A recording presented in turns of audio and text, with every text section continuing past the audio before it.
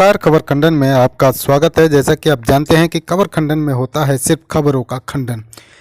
आज हम वरिष्ठ पत्रकार रवीश कुमार जी के खबर का खंडन करने वाले हैं, जिसमें उन्होंने इस अक्टूबर को लेकर के क्या कुछ घटा शेयर मार्केट में क्या कुछ घटा, इसको लेकर के रवीश कुमार ने अपना ओपिनियन दिया है। हम उस खबर का खंडन करते हैं कि क्या कुछ सही है। जैसा कुछ भी होगा आप कमेंट करके बताइएगा कि क्या रवीश कुमार का ये जो है कि न्यूज़, रवीश कुमार की ये जो बातें, ये जो खबर है, क्या कितना सही है कितना गलत है, आप कमेंट करके ज़रूर बताइएगा। जी हाँ, आइए करते हैं रवीश कुमार के खबर का खंडन। सस्ता तो नहीं था इस बार, लेकिन उसके दाम की चर्चा क्यों नहीं हुई? सोचिए, दिल्ली में मीडिया है, दिल्ली वालों के लिए नासिक से प्याज लाया गया, लेकिन उस ट्रेन का भी कवरेज नहीं दिखाया गया।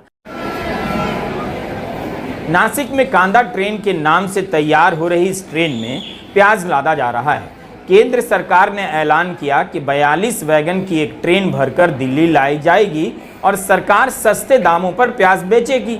हिंदुस्तान टाइम्स के जिया हक ने सूत्रों के आधार पर रिपोर्ट किया कि 1600 टन प्याज दिल्ली एनसीआर में लाया जा रहा है।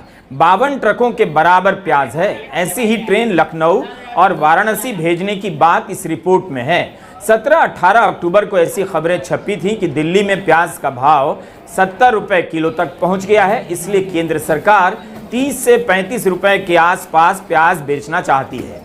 बिजनेस स्टैंडर्ड के संजीव मुखर्जी ने लिखा है कि यह पहली बार है कि केंद्र सरकार ने इस तरह से प्याज के दाम कम करने के लिए हस्तक्षेप किया है। बिजनेस स्टैंडर्ड की रिपोर्ट में लिखा है, दिल्ली और आसपास के बाजारों में कुल 2500 टन प्याज भेजा जाएगा। तो दिल्ली वालों से पूछ लीजिए, क्या उन्हें प्याज 30 रुपया किलो मिलने लगा है? नासिक से प्याज खरीदकर लाया जा रहा है दिल्ली वालों के लिए या नासिक में गुड फीलिंग पैदा करने के लिए? प्याज बेल्ट के नतीजे ही बताएंगे कि केंद्र सरकार की इस खरीद का महाराष्ट्र की राजनीति पर क्या असर पड़ा। फिलहाल सवाल यही है कि क्या प्याज केवल दिल्ली में महंगा है? दिल्ली वालों को ही क्यों 35 रुपए किलो प्याज मिलने चाहिए? मिल रहे हैं या नहीं, पता तो कीजिए। क्या दिल्ली में नासिक से प्याज आने के बाद प्याज की कीमतें सस्ती हो गई हैं? एक ऑनलाइन कंपनी की वेबसाइट पर प्याज 96 रुपया किलो है, लेकिन डिस्काउंट के बाद 73 रुपया किलो मिल रहा है।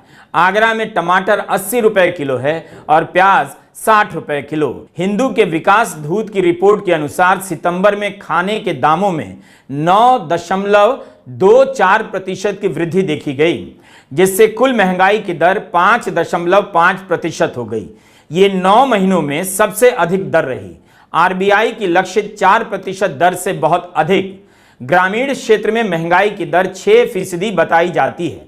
अगस्त में सब्जी की महंगाई दर 10.7% थी, जो सितंबर में बढ़कर 36% हो गई। गांव में भी उतनी महंगाई है, लेकिन दिल्ली वालों के लिए प्याज ट्रेन से लाई जा रही है। पिछले कुछ हफ्तों में आपको तमाम ऐसी खबरें मिल जाएंगी। 15 अक्टूबर के हिंदुस्तान अखबार के अरुण चड्ढा की यह रिपोर्ट देखिए। हेडलाइन है कि सब्जियां 6 महीने में इतनी महंगी हो गई हैं जितनी 10 साल में नहीं हुई। लिखा है कि आरबीआई के आंकड़ों के अनुसार सब्जियों की कीमत में जितना उछाल 2011 से 2020 के बीच आया, उससे ज्यादा तेजी चालू वित्त वर्ष के 6 महीनों में दर्ज की गई है।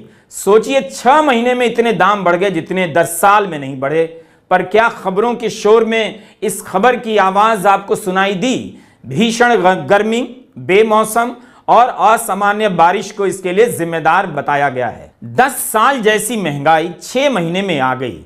क्या आपकी आमदनी इस अनुपात में बढ़ी है? हिंदू अखबार में आंकड़ों का एक विश्लेषण छपा है कि पिछले साल के अक्टूबर के मुकाबले इस साल अक्टूबर में महंगाई 50% से ज्यादा है।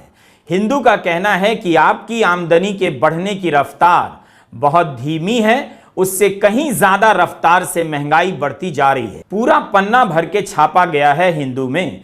क्या आप भी अपने महीने का बजट इसी तरह से जोड़ते हैं? पिछले साल इसी हफ्ते के मुकाबले इस साल अच्छे और सेहतमंद खाने की एक थाली 52% महंगी हो गई। इसके सामने आमदनी और वेतन में औसतन 9 से 10% की ही बढ़ोतरी हुई। महाराष्ट्र की कीमतों और आमदनी को पैमाना मानकर यह सर्वे किया गया है।